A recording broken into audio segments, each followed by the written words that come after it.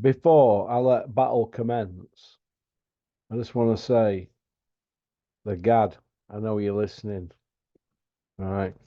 And you need to start asking proper boxing questions, not tickling people's arseholes, trying to be everybody's pal and bigging everybody up who comes into your company who's involved in boxing.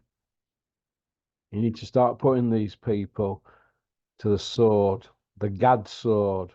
All right, you're supposed to be print media. You're supposed to be one of them old school that ask proper questions. All right.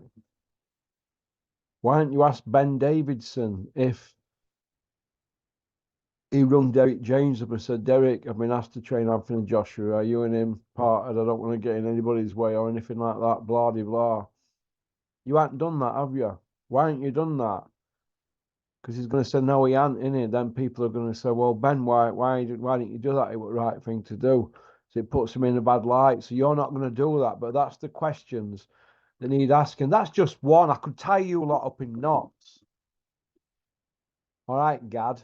So I hope you like the thumbnail. Pop, pop, bang. Go on, piss off. Right. Shane McGuigan, Whitcliffe or Johnny Bravo, and Boxercise Ben Davidson, aka Max Headroom. Right. These two, it looks like, are the go to Ben Davidson, go to Shane McGuigan, the Dark Lords of the future. These are the Dark Lords, aren't they? Now that we don't hear anything from Adam Booth. We don't hear a peek out Adam Booth nowadays. Even when he's on telly, he doesn't have a lot to say. I think he's quite articulate, Adam Booth. I get a lot of stick off Terry for saying that. But I think he's articulate, Adam Booth. He comes across all right. But he was probably the first of the TV trainers, as they say. Adam Booth, they talk a good game. They put themselves in shot window. Dave Caldwell's done it. But who was he had from debut? Now he's down to Opie Price now. If he don't do out with Opie Price, how many's he had now and not done out with? It's an hard job. It doesn't mean say they can't train. It's finding that right fit.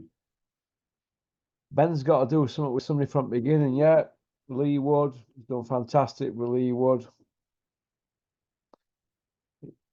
Billy Joe. He works with Billy Joe, Tyson Fury, but they let him go, didn't they? Why, I don't know. Did Billy Joe and Tyson really test themselves with Ben? Well, hardest fight Tyson had was a draw with Wilder. He got dropped twice in that fight, didn't he? So I'd say that was hardest fight Tyson had on paper. So that's how I look at it. Billy Joe, did he have a great win with him? Not really, no. I don't think he did he? And he went in corner, wasn't he? Meddling and getting involved in Mark Tibbs's business when Billy lost to Canelo. So it is what it is, but looks like Shane's the more experienced out of the two, I'd say. He's just a few he's had. Did he have Alex Scott? I'm not sure if he did. He's got Caroline DeBar, hasn't he? He had Josh Taylor, he's got Willem Smith, he had Lawrence Okoli, he had Lee McGregor, David A, George Groves, did well with Groves, did well with Frampton, Anthony Fowler, Daniel Dubois, Conrad Cummins.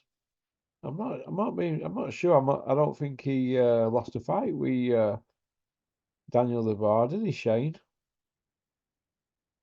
I'm not so sure. What he in corner when Joyce? I'm not sure if he were in corner when. No, I think it was Martin Bowers, wasn't it? Who were in corner, and his brother Tony, I think. And when he lost to Usyk, it was Don Charles, wasn't it? So he never lost. Shane never lost with Dubois, did he?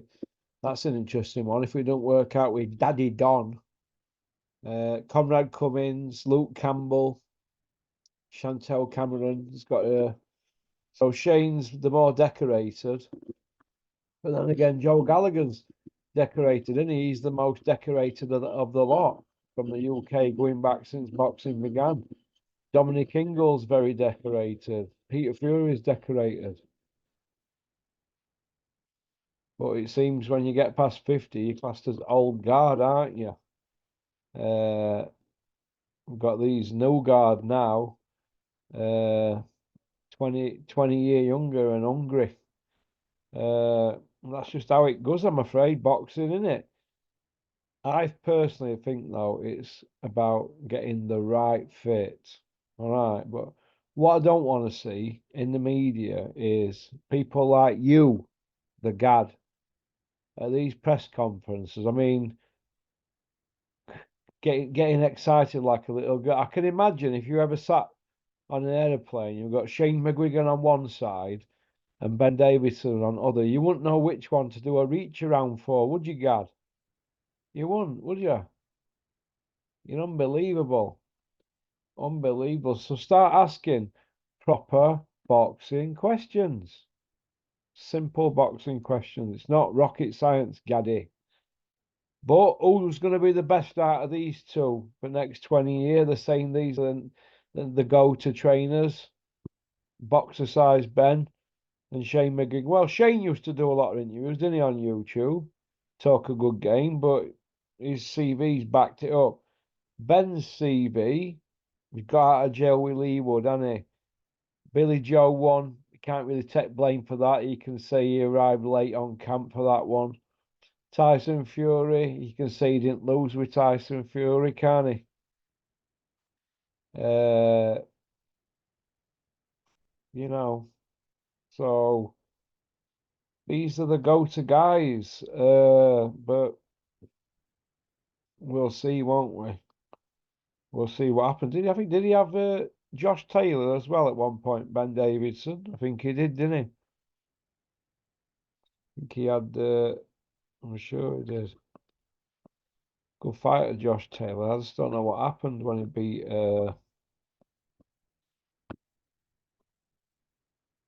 When he beat Cattrall. Obviously, he got the decision, but he didn't beat him, did he? After that, I don't know, it just seemed to go downhill. But yeah, he were with Ben Davison. Uh, yeah, I'm surprised that he left him actually.